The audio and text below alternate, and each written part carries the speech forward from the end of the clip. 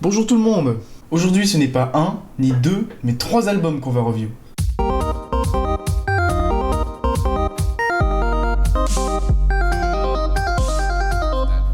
Bring Me the Horizon, ou Bring Me the Horizon, si vous le dites à la française. J'ai déjà parlé du metalcore, mais j'ai oublié de mentionner ce groupe, pourtant très connu. Ils ont marqué le genre avec leur style très particulier, violent et mélodique, un peu dépressif la plupart du temps. Ils ont fait un album qui s'appelle There's a Hell, Believe Me I've Seen It, There's a Heaven, Let's Keep It a Secret. Ouais, je pense qu'on va juste l'appeler There is a Hell en fait. Cet album-là, ainsi que leur dernier album Sempiternal, sont excellents. Je vous les recommande donc, mais en attendant, ils reviennent avec leur nouvel album, That's the Spirit. Album dans lequel ils changent de genre. En effet, ils gardent quand même le même style, un peu violent et parfois un peu dépressif, avec les mêmes sons de gratte, mais pourtant on a un album de rock alternatif, avec des tendances un peu pop. Les questions qu'on peut se poser donc, c'est est-ce que c'est un changement vers la pop qui est une démarche commerciale, et est-ce que ce changement est forcément négatif ? Finalement, dans le fond, c'est un peu la même question. Eh bien, la plupart du temps, dans cet album, c'est plutôt bien amené, comme dans la chanson Avalanche par exemple, où on reconnaît très bien le style BMTH, mais également la pop qui n'est pas superficielle et qui ne tombe pas dans la facilité du tout. Dans un style plus calme et également plus électro avec un côté un peu chill, Follow You est une chanson que je trouve sublime. Pareil que l'autre, c'est-à-dire du rock alternatif mais pour Bring Me the Horizon avec leur ancien style mais toujours avec quelque chose de nouveau et un peu pop, mais encore mieux amené, on a vraiment une très belle chanson au final. Throne également est plus radio-friendly comme on pourrait dire, mais avec un son plus, je dirais, mi-2000, avec une batterie comme ça rapide et ce refrain entraînant. Encore une fois, ça reste du BMTH, puisqu'il y a des apparentés à du scream. Cependant, toujours pour rester dans la pop, la dernière ligne droite de l'album est pour moi décevante. Drown, One et Blasphemy ne sont pas marquantes du tout, même si elles restent bien. Et la dernière musique qui s'appelle Oh No dure 5 minutes pour à peu près pas grand chose, elle est un peu répétitive. Et puis c'est un peu forcé quoi. Et surtout dans cette musique on perd Bring Me the Horizon. C'est-à-dire qu'ils sont tombés dans le piège de la pop classique. Mais bon, ils ont fait tout un album orienté plus mainstream, alors fallait bien qu'il y ait au moins une musique qui tombe dans ce piège-là. C'est le danger quand on recopie les codes qui marchent, donc malheureusement, l'album il va se terminer sur une note négative. Mais bon. En dehors du côté pop, on a des sonorités très variées. Par exemple, tout d'abord, on a Happy Song. Alors c'est une chanson géniale. Géniale. On a ici les restes de l'ancien style de groupe, mais avec ici un côté grunge très prononcé. Si vous ne connaissez pas le terme, c'est le genre popularisé par Nirvana. Ce genre qui vient du hard rock mais avec un côté très heavy, mais pourtant c'est pas du heavy metal, c'est heavy dans le sens... c'est vraiment lourd quoi. C'est pesant, il y a un côté fatigué. C'est très 90 dans l'esprit, c'est pas quelque chose qu'on avait avant ces années-là. C'est pas non plus un sous-genre du metal, c'est un sous-genre direct du rock. Parce que paradoxalement, c'est pas assez violent pour faire partie du metal en fait. Ça a juste sa lourdeur. Et c'est donc ça qu'on a dans le refrain de cette musique, Happy Song. Très lourd, très puissant, avec le style mélodique un peu du groupe qui revient par moments. Dans le bridge par exemple. Il y a plein d'originalités et de sons qu'on n'entendra pas ailleurs. Dans la deuxième partie du bridge, on a une wobble bass très massive. Enfin, c'est pas vraiment une wobble bass, mais bon. Régulièrement dans la chanson, on a un chœur d'enfant qui est extrêmement bien rythmé avec le reste de la musique. C'est parfait. Je reviens à la lourdeur du refrain qui est vraiment excellente. C'est aussi bon qu'un bon single de Nirvana. Donc vraiment, c'est la musique à retenir dans l'album, même s'il y en a d'autres. Elle est excellente. True Friends est également une musique qui sort un peu de l'ordinaire. Enfin, pas pour le groupe, mais pour l'album. Puisqu'en fait c'est la seule musique de l'album avec une tonalité épique. Et elle est très bonne. Du coup elle apporte un changement dans la continuité de l'album et c'est bien. Alors que dire globalement sur cet album ? Le pari est-il réussi ? Bien, il est quand même moyennement bien construit. Très varié et excellent dans la première moitié. On peut pas en dire autant de la deuxième où c'est plutôt inégal.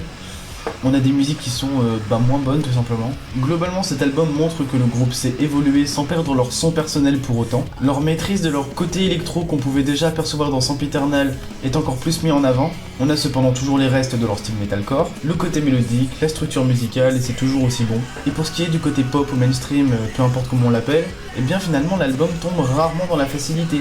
Et c'est quelque chose qu'on voit bien trop souvent ailleurs. Alors bon, est-ce que cet album est aussi bon que There is a Hell, Believe Me, enfin, There is a Hell quoi, ou Sempiternal ? Eh bien, je ne pense pas. N'empêche que c'est un album vraiment bon. Dommage encore une fois pour la dernière ligne droite, mais il mérite largement l'écoute. Pour un fan ou non du groupe, je vous le recommande. Between Two Worlds de Nero, nouvel album. Nero est un groupe anglais qu'on va étiqueter dans le dubstep, avec un style très britannique. Londres étant, je le rappelle, la terre-mère du dubstep. Le groupe est composé de 2 DJ et d'une chanteuse très récurrente, même si elle ne fait pas partie officiellement du groupe. Leur premier et unique album avant celui qu'on va review maintenant s'appelait Welcome Reality. Il a marqué de manière très importante le monde du dubstep et même un peu de l'électro d'une manière générale en fait. Entre autres, grâce au style unique du groupe, ils ont des sonorités très années 80 dans leur synthé. Et il y a une ambiance très futuriste et en même temps très dark. Une basse extrêmement puissante, normal c'est de la basse musique, et très typée qui leur appartient vraiment, et d'une manière générale une maîtrise quasi parfaite du dubstep et de ses apparentés. L'album était également extrêmement bien construit, y compris dans son édition bonus, c'est une référence. Après un silence relatif pendant 4 ans, est-ce que cet album sera se montrer aussi bon que le précédent ? Eh bien, tout d'abord, ce qui est clair, c'est qu'on garde les racines du groupe. C'est-à-dire ce que je disais avant, des synthés un peu 80, etc. L'album ne se compose pas que de dubstep, mais s'il y en a quand même, il me semble 7 chansons sur 12. Je vais commencer par en parler. The Thrill sonne très victorieux. C'est assez particulier du dubstep avec une émotion comme ça. It Come and It Goes est à peu près dans la même lignée. La basse ici est moins puissante mais plus old school, bien wobble, et elle glisse en quelque sorte des fois, rendant un son très particulier et très bon. What Does Love Mean a de dubstep, surtout la batterie en fait. Mais la basse est basée sur un synthé bien old school. C'est donc ici du chill step comme ils ont déjà pu en voir auparavant. Vous connaissez sûrement ce genre mais je l'expliquerai plus en détail dans une autre vidéo je pense. C'est une musique très attachante, mais je vais parler ensuite de la musique qui s'appelle Between Two Worlds, comme l'album, et qui est la musique la plus longue puisqu'elle dure un peu plus de 7 minutes. Elle est légèrement décevante. En fait, non, ce qui est super bien dans cette musique, c'est le thème, parce qu'il a une émotion très particulière. Comme je disais, il fait futuriste et un peu dark, mais en même temps légèrement joyeux. On sait pas trop quelle émotion il transmet, c'est vraiment particulier et très bien. Le problème par contre, c'est la longue transition dans la musique, où ça s'éternise un peu pour pas grand chose, je trouve. Et ce qui est dommage, c'est la position de cette musique dans l'album.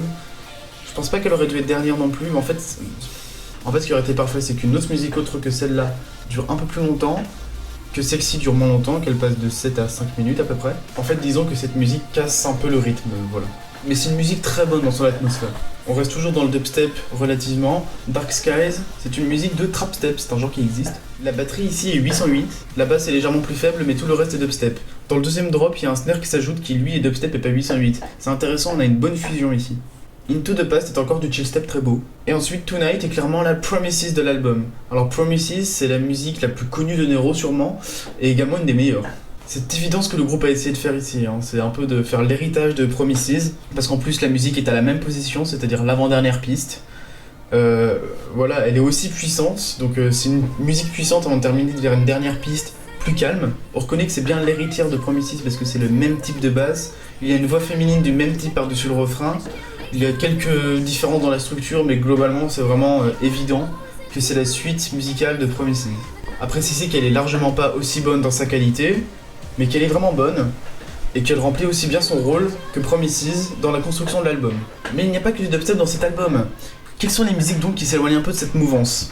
Eh bien, Two Minds, qui est une chanson excellente de Deep House. Comme vous le savez, c'est un genre, c'est même le genre à la mode en ce moment.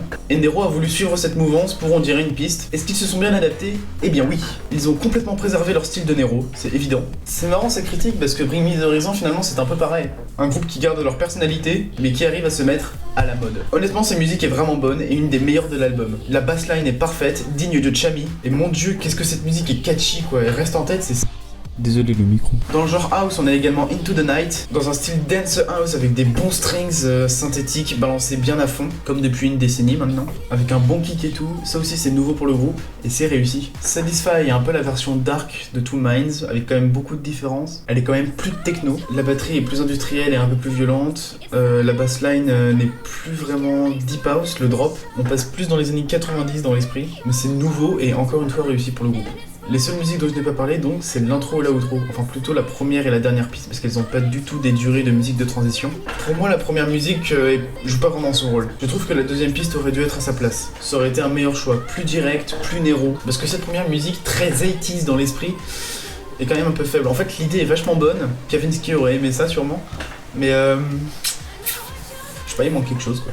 La dernière track termine quand même l'album d'une manière aussi bonne que Welcome Reality. Paisiblement, avec un BPM plus faible et un snare sur le troisième temps. C'est une belle et bonne musique de fin. Il y a même un certain style blues dans les accords, ce qui rend cela différent du dernier album. Dans la structure générale, donc ça c'est bien, la fin. L'ordre des pistes est très bien choisi, sauf pour les deux premières pistes, ça je maintiens.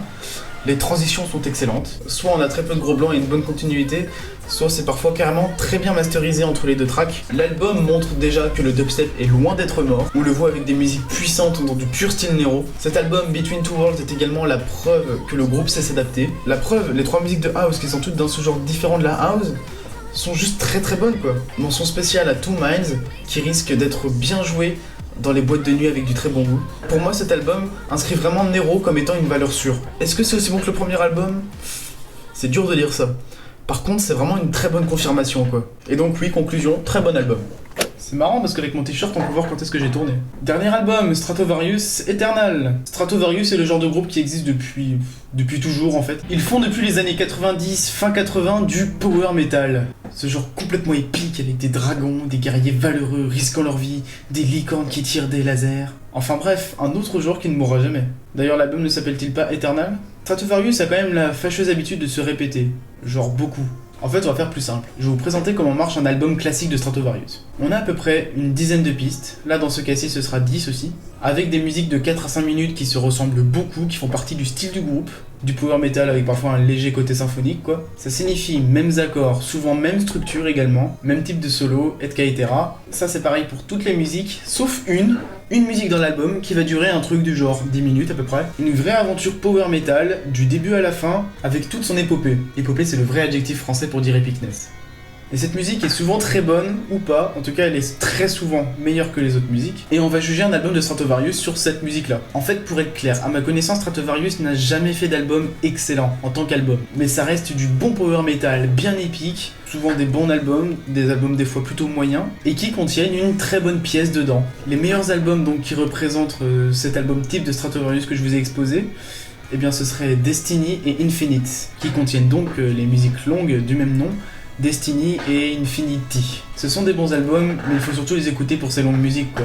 Sans surprise, Eternal de Stratovarius se retrouve donc sur le même schéma. Donc on a 9 musiques que vous allez trouver souvent très répétitives et dont je ne vais pas vraiment parler. Ou plutôt je vais en parler d'une pour 9 quoi, concrètement c'est du power metal classique. C'est très épique, ne vous méprenez pas. Si c'est ce que vous recherchez, eh bien tant mieux. Et surtout dans ces musiques, c'est tellement technique parfois qu'on sent vraiment que c'est des bons musiciens quoi.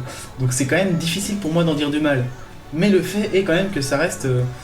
les mêmes mécaniques. C'est vu et revu en termes de power metal quoi. Parlons donc de Lost Saga, qui est la fameuse musique de 11 minutes ici, sur laquelle nous allons juger l'album. Et bien tout d'abord, elle n'a malheureusement pas de thème marquant et puissant comme aurait pu l'avoir Destiny et Infinity, mais juste un vague thème imprécis. Les instruments qui répètent ce thème sont quand même très beaux, entre le chœur que je trouve très bien fait, la gratte acoustique également, il me semble jouer en plusieurs fois, et le chant caractéristique du groupe et du power metal d'une manière générale en fait. C'est une musique en deux parties assez distinctes, la première étant la plus rapide, pas en termes de tempo, mais la batterie a le snare sur le deuxième temps. Elle a un pattern assez intense, enfin bref ça part bien quoi.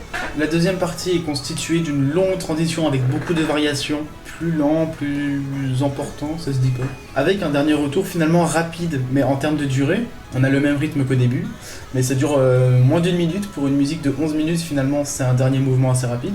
Donc en soi, c'est une musique pas mal, impressionnante à écouter, très intéressante avec des beaux mouvements, mais c'est clairement pas une des meilleures pièces du groupe. Par conséquent, l'album entier n'est juste qu'un album de Stratovarius de plus. Pas grand chose à dire, c'est vrai, mais bon, ça reste du power metal, bien fait, puissant. Si vous aimez ça, et pourquoi pas. Mais c'est vrai que, bon, pour la majorité des gens, ça restera sur le coin d'une étagère. Donc, c'est la fin de cette review. J'ai essayé de m'améliorer un peu pour cette vidéo, parce qu'à vrai dire, je suis pas très satisfait de la qualité de la dernière. Bon, voilà, de toute façon, je suis encore qu'au début, quoi. Avez-vous écouté ces 3 albums? Lequel avez-vous préféré, et pourquoi? Que me suggérez-vous? En attendant, si vous avez aimé, merci de vous abonner, ou de vous liker la page, ou quoi que ce soit. Merci à vous, et à la prochaine!